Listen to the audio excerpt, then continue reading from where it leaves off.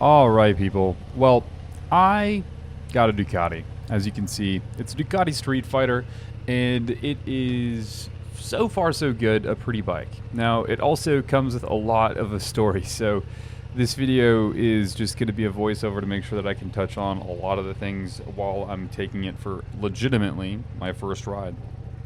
So, I found this bike for an insane deal. It's Ducati V2. Yeah, it's not the V4, but I didn't want the V4. Truth be told, I could have bought it. I didn't want it. First of all, it's also like 12 grand more and possibly 20 depending on which model you're buying. But to be fair, you're only making 15 plus horsepower more based on that. And also for rideability purposes, I guess that's just not what I'm looking for. I don't want a really, like I have the Aprilia RSV4. I don't want a hot, bumpy, really unhappy motorcycle to be going slow. Again, I like my Z900 because I can tool around on it. I liked this because of the idea that I could just tool around on it, and I love the look. I love the single-sided swing arm. So I found a crazy deal. Problem was it was almost 9 hours away from me. So what I had was a shipper go pick this up. I had it delivered to me. The process was a fucking nightmare. It was late. There was tons of damages from the shipment. The actual headlight, you might be able to tell on here, a bracket snapped behind the headlight due to where this person put the straps. So the headlight is a little tiny bit wonky. The good news is they paid for everything. So they gave me basically 5 G's in cash to make the repairs. They bent the kickstand, which is amazing to me. Bunch of shit. Thankfully, the cosmetics are fine. It's just the headlight that has that bracket basically bent off that needs to be replaced. Not a big deal. But beyond that, it was a nightmare. This was the morning after I got it delivered, which was at midnight. After all of that, it was a whole long night. And it was honestly a fucking nightmare to get this all set up. But we got it. We're here. We're driving it. It's you know, easily a thing that I can ride.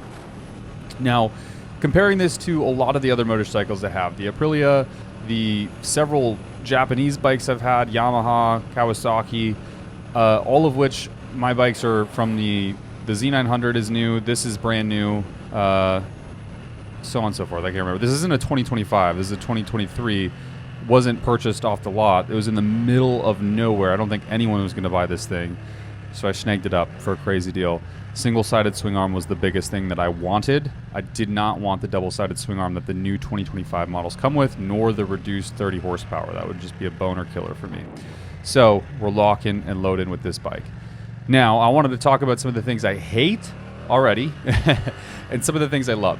So let's just start with the bad. What do I hate about driving a Ducati after driving the counterpart Italian motorcycle Aprilia, as well as Kawasaki's and Yamahas and all the like, right? Ninjas, you name it.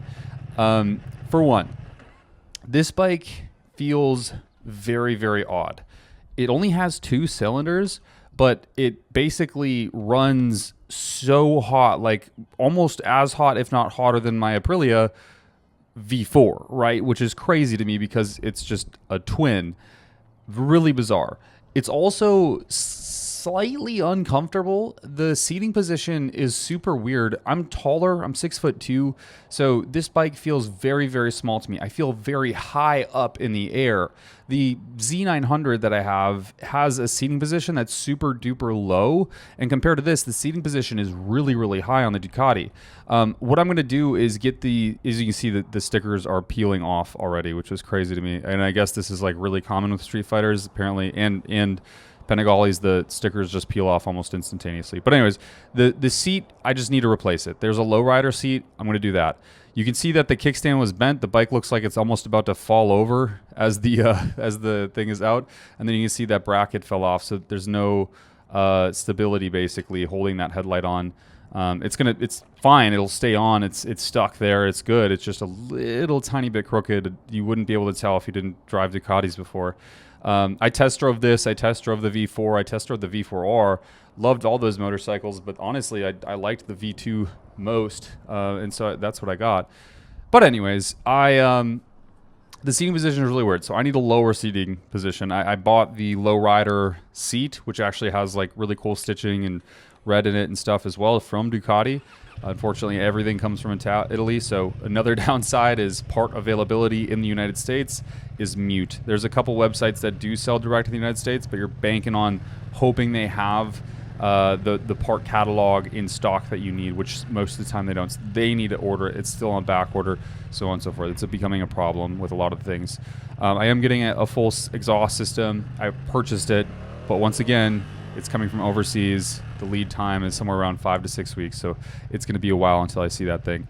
But that's fine. I need to break this bike in. It only had 8 miles on it when I got it, and today I put 28 on it or something like that.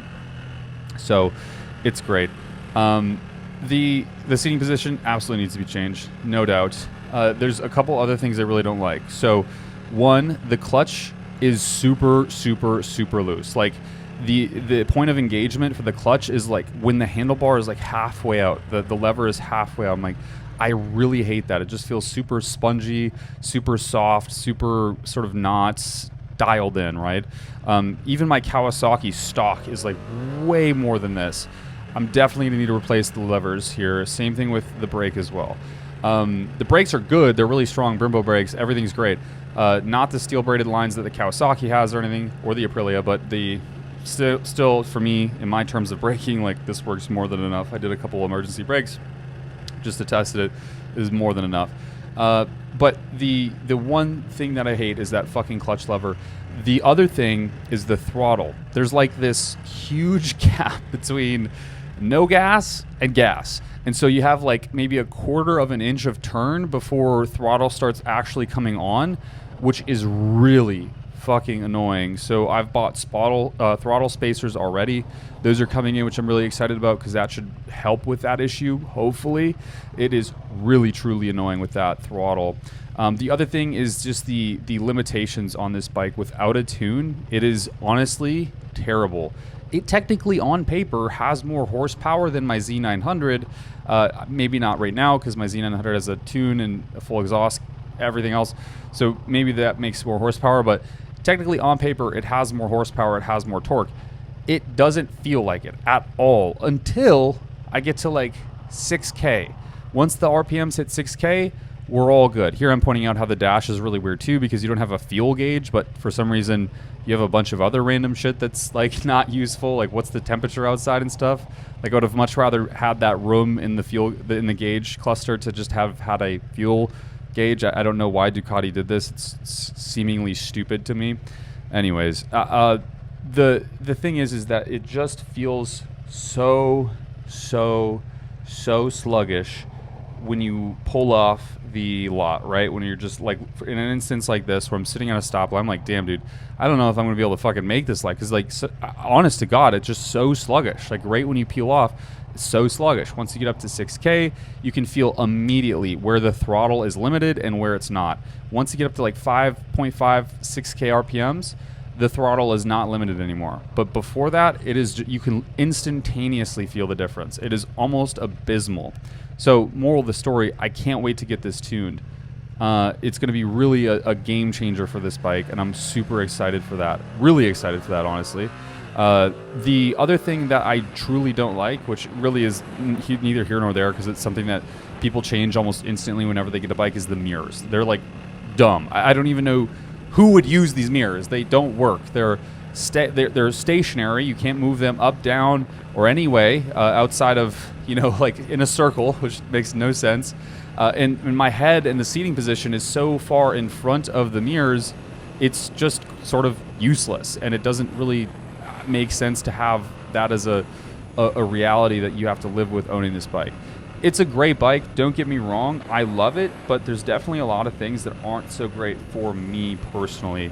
I'm definitely going to make a ton of modifications, and I'm going to keep you guys locked in on that.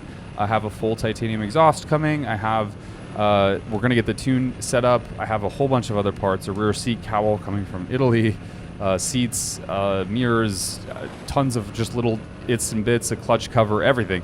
So I'm going to be kind of detailing the whole series of build that I'm doing here, as well as putting a V4 tire on the back, or wheel on the back, because I want that wider tire diameter.